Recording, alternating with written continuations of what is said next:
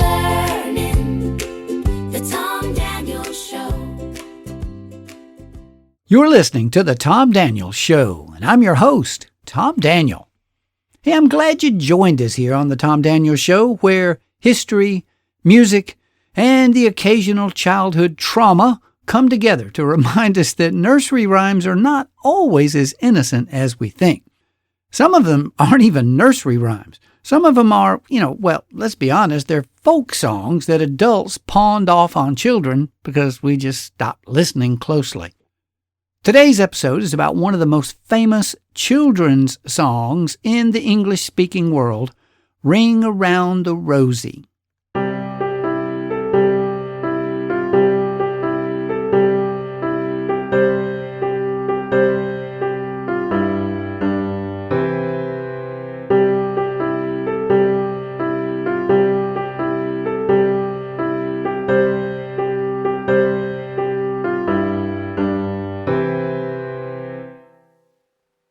All right, you know it.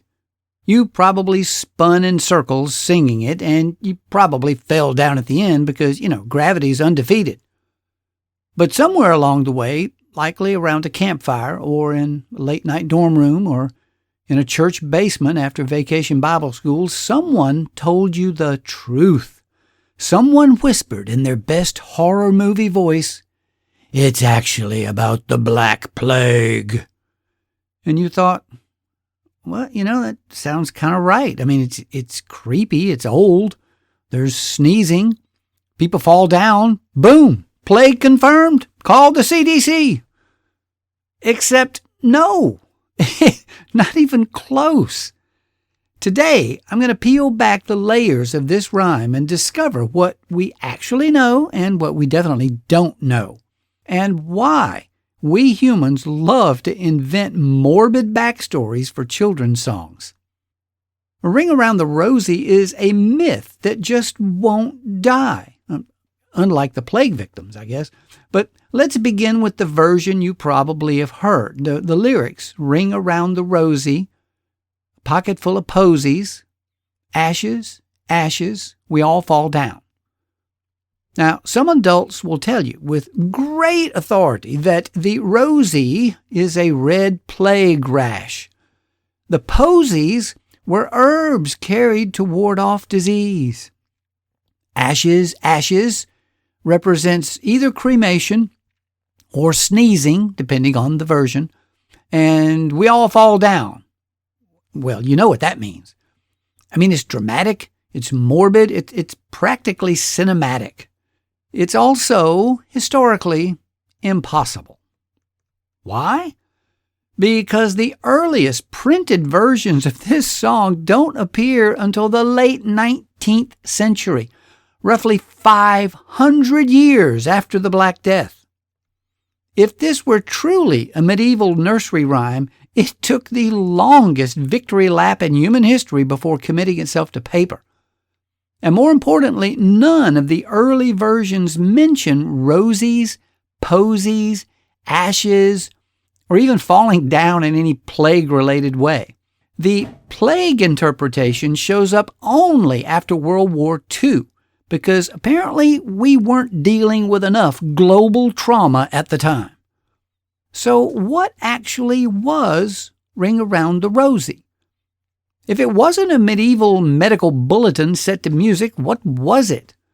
Now, evidence suggests Ring Around the Rosie is a children's circle game.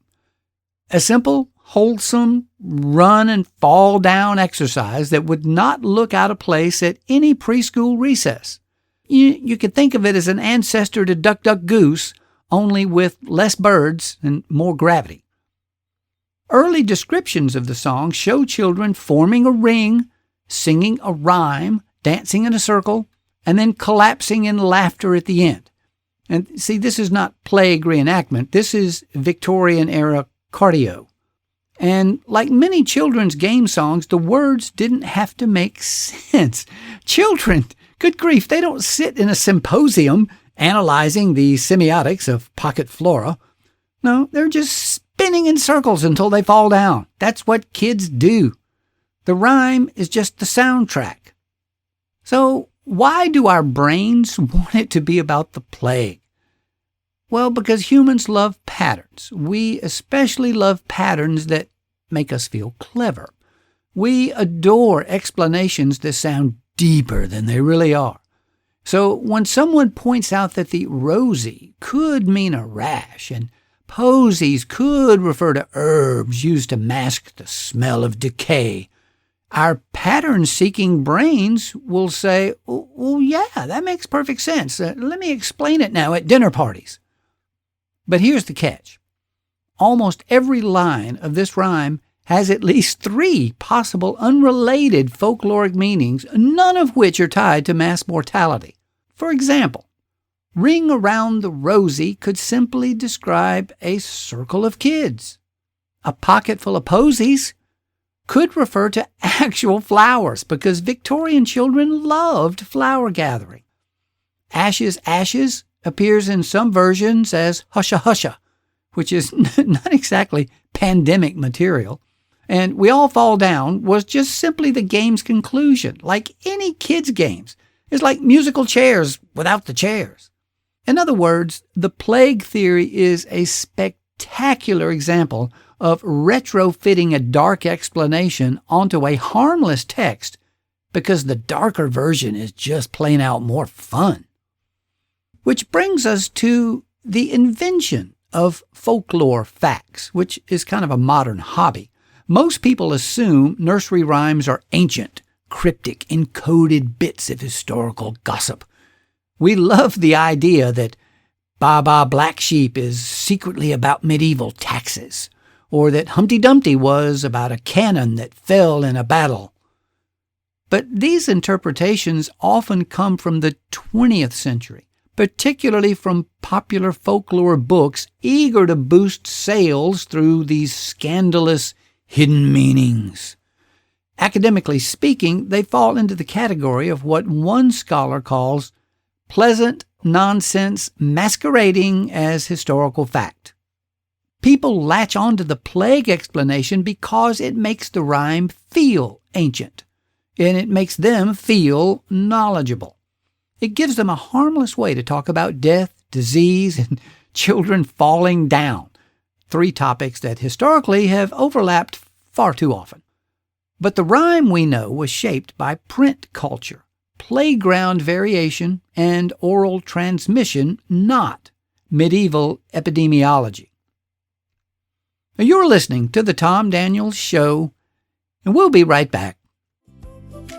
What are you waiting for? The Tom Daniels Show. What are you waiting for? The Tom Daniels Show. What are you waiting for? The Tom Daniels Show.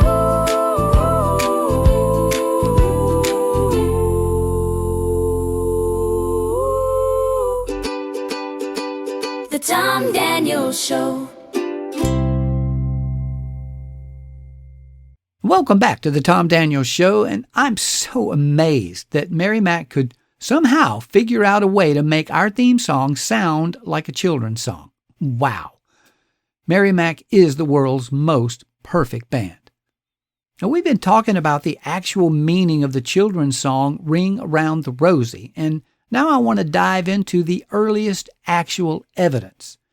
Let's talk sources now, because this is the Tom Daniels Show, and we traffic in receipts here. The earliest written version appears in an 1881 volume called Mother Goose, or the Old Nursery Rhymes. And that version goes like this. Ring a ring, O roses, a pocket full of posies. Hush, hush, hush, hush, we're all tumbled down. See? No plague, no ashes, no morbid symbolism, just a group of kids tumbling down, which is exactly what you'd expect kids to do after spinning in a circle chanting nonsense. Now, earlier versions collected in the mid-19th century show even more variation. Some don't mention posies at all. Some have redbird, bluebird instead of roses. Some end not with falling down, but with choosing a child to step into the ring. And if this rhyme contains a secret medieval code, it's a secret the Middle Ages forgot to write down. But what about those plague rashes? All right, let's address the elephant in the hypothetical morgue here. Yes, plague victims sometimes developed reddish rings or blotches. And yes, people during outbreaks sometimes carried herbs or spices. And yes, sneezing was considered suspicious. And definitely, yes, people fell down. But there is zero documentary evidence that anyone in the 14th century turned these symptoms into a children's rhyme and then, after the deaths of 1/3 of Europe, decided to preserve it for recess playtime. In fact, during the actual plague, children weren't skipping in circles singing cheerful little ditties. They were staying indoors, hiding, or being whisked off to the countryside because the mortality rate was not metaphorical. The plague explanation asks us to believe that medieval people processed trauma by writing catchy little songs. And those songs survived intact, despite half a millennium of no written record. The rhyme resurfaced suddenly in Victorian England right as folklore books started romanticizing the lost mysteries of nursery rhymes. That's a little optimistic. So what does the rhyme really tell us? What does Ring Around the Rosie actually reveal? It reveals that children's culture is its own little universe.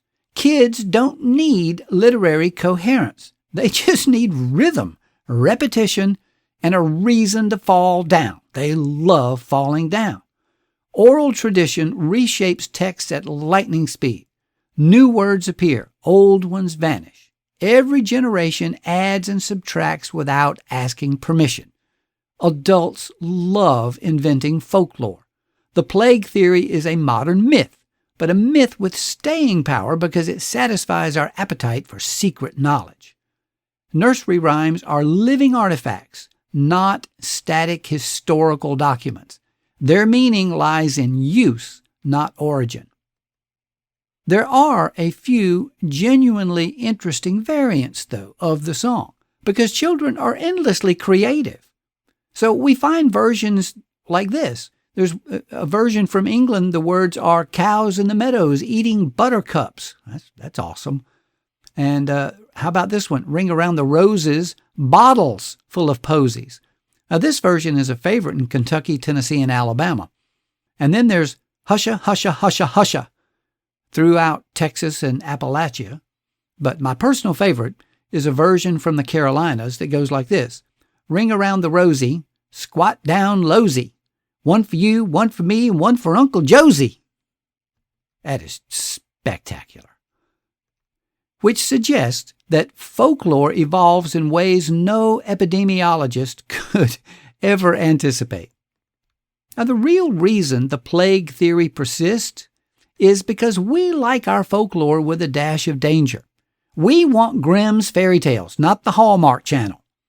The plague explanation sticks because it's dramatic, it's memorable, and it's fun to tell teenagers around a campfire. It gives adults the sense of being in on the secret.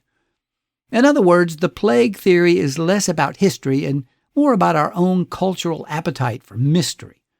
And ironically, that impulse, our need to make sense of nonsense, is older than the rhyme itself. So what is Ring Around the Rosie? It's not a plague prophecy, not a medieval medical diary, not a coded survival manual, and not the reason medieval children fell down. It's beautifully, simply a children's game. That's it. A rhyme that survived because children liked singing it. Parents tolerated it, and folklorists eventually wrote it down. And the plague theory? Well, that's a reminder that adults are often more imaginative than children sometimes, just in more morbid ways. So maybe if it's a song about people spinning in circles and falling down at the end, it's really just an Irish wedding song. Thank you for joining me here on the Tom Daniels Show. I also publish original written work on Substack at the Academy of Southern Music. Now, if you enjoyed our dive into the tangled and occasionally fabricated histories of familiar songs, then stay tuned, because I got plenty more tunes whose true stories are hiding in plain sight. This has been the Tom Daniels Show. Keep listening. Keep learning.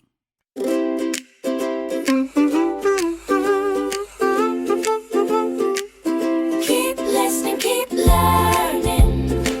The Tom Daniels Show. Keep listening, keep learning. The Tom Daniels Show. Take a break from your usual routine and tune into the Tom Daniels Show. You'll discover the world of melodies and stories that you might not know. Keep listening, keep learning. The Tom Daniels Show. Keep listening, keep learning. The Tom Daniels Show. What are you waiting for? The Tom Daniels Show. What are you waiting for? The Tom Daniels Show. What are you waiting for? The Tom Daniels Show.